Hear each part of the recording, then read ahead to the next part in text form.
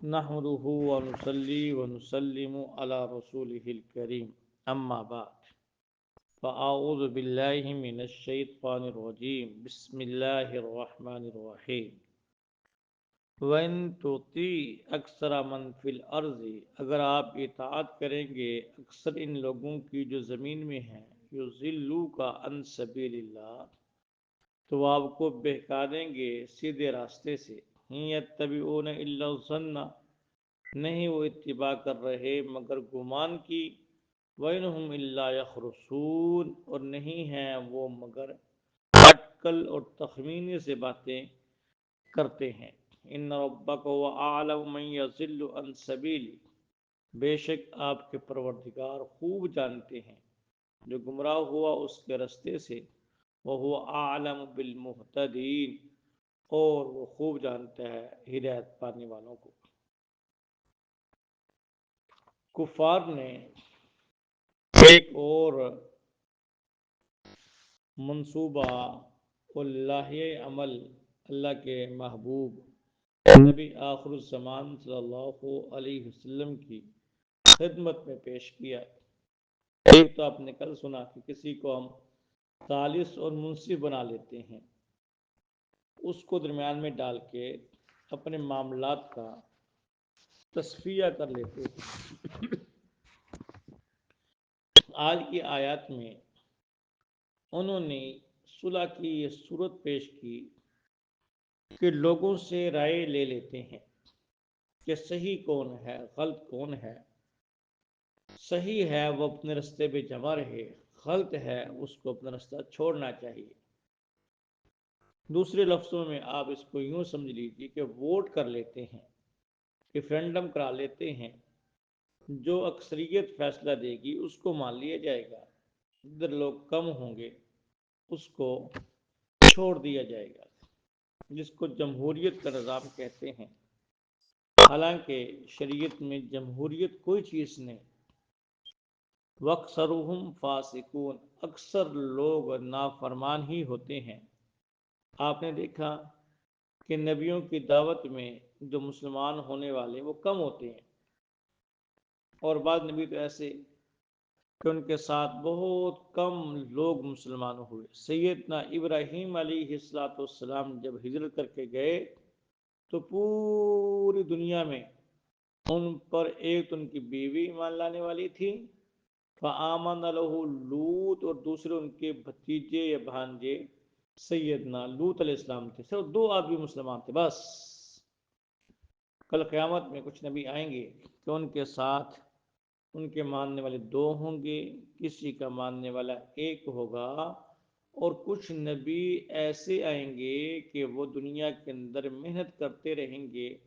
ان پہ کوئی ایک بھی ایمان نہیں لائے گا کل قیامت میں وہ اکیلے آئیں گے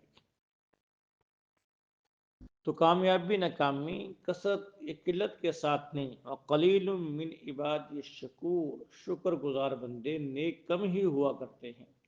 آج بھی آپ دیکھ لیں بازار میں چلے جائیں دین کی بات کرنا شروع کریں چند ایک آدمی آپ کے پاس آ کے کھڑے ہوں گے ہم دیکھتے ہیں تبلیغی جماعت والے جاتے ہیں لوگ دیکھ کے پہلے ہی سے دائیں بائیں ہو جاتے ہیں اگر کوئی رنڈی ہو وہ سرے بازار ننگے ہو کے ڈانس شروع کر دے تو بڑے بڑے صوفی بھی وہاں پہنچ جائیں گے دادی اماں بھی لاٹھی ٹیکتی ہوئی پہنچے گی اور کہے گی وری پیچھے ہٹ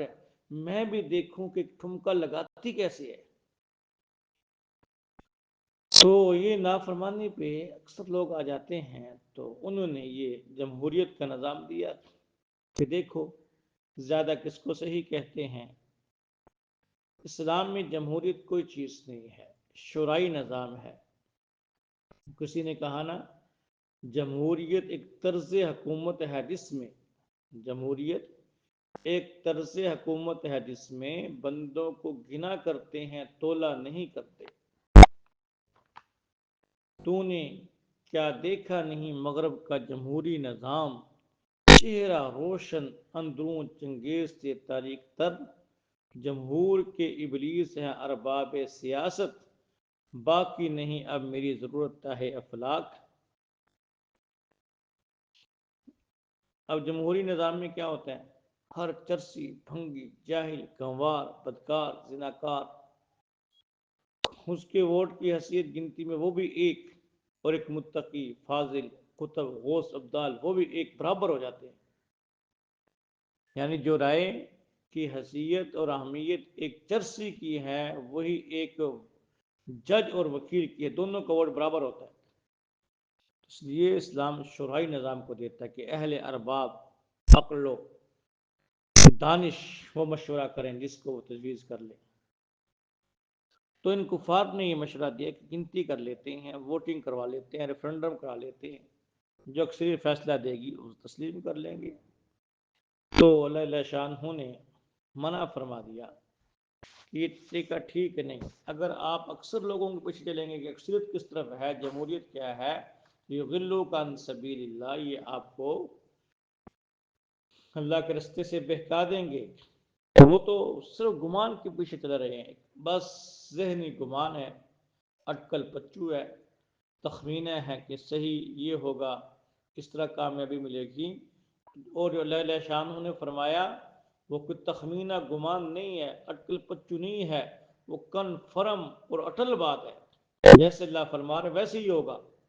دنیا والے سوچتے رہیں، گمان کرتے رہیں، تخمینہ لگاتے رہیں، ان کے سارے تخمینے غلط ہو سکتے ہیں، لیکن اللہ جل جلالہ عما نوالہ کی فرمائی ہوئی بات کبھی غلط نہیں ہوگی۔ ابھی آپ نے پیچھے کل پڑھا لا مبدل لکلماتی، اللہ کے فیصلے اٹل ہیں، اس میں کوئی تبدیل کرنے والا نہیں آ سکتا، نہ اس کو کوئی مٹا سکتا ہے نہ تبدیل کر سکتا ہے۔ ان ربک هو اعلم من یضل عن، اس کو سب پتہ ہے کون اس کے رستے سے گمراہ ہو رہا ہے اور کون اس کے رستے پہ استقامت کے ساتھ چل رہا ہے۔ ہدایت والوں کو بھی وہ جانتے ہیں اور گمراہی والوں کو بھی وہ جانتے ہیں۔ اے ہمارے محبوب نبی آخر الزمان محمد الرسول اللہ صلی اللہ علیہ وسلم، آپ ان کے اس مشورے کو، اس لاہے عمل کو، یہ جو فارمولہ لے کر آئے ہیں اس کو مت مانیں۔ آپ کو اللہ شانہ نے ہدایت عطا فرمائی ہے، آپ ہدایت پر گامزن رہیں، استقامت کے ساتھ چلتے رہیں اور ساتھ میں ان لوگوں کو دعوت دیتے رہیں۔ آپ اپنے فرض منصبی کو پورا کریں، دین کے احکام لوگوں تک پہنچائیں، دین کو پھیلائیں اور قرآن پڑھ پڑھ کے لوگوں کو سنائیں، ان کا ذہن بنائیں، مانیں ٹھیک ہے، ان کے لیے دنیا آخرت کی سعادتیں مقدر ہو جائیں گی۔ اگر یہ آپ کی بات نہیں مانتے، یہاں بھی ذلت ان کا مقدر ہے اور مرنے کے بعد ناکامی ان کا مقدر بننے والی ہے۔ یہ یہاں بھی پچھتائیں گے، وہاں بھی پچھتائیں گے، یہاں کے پچھتانے کا اختتام موت پہ ہو جائے گا، لیکن جو مرنے کے بعد پچھتانا ہوگا وہ ہمیشہ ہمیشہ کا، وہاں کی ناکامی ہمیشہ ہمیشہ کی، وہاں کی ذلت ہمیشہ ہمیشہ کی، وہاں کا رونا دھونا ہمیشہ ہمیشہ کا۔ پھر آدمی روئے گا، پچھتائے گا، ویلا کرے گا، حسرت کرے گا، لیکن اس کا کوئی فائدہ نہیں ہوگا۔ دعا ہے اللہ رب العزت سے کہ اللہ مجھے بھی، آپ کو بھی اور دنیا کے ہر انسان کو مرنے سے پہلے سچی سچی توبہ کی توفیق عطا فرمائے اور راہ ہدایت پہ استقامت کے ساتھ گامزن رہنے کی توفیق عطا فرمائے۔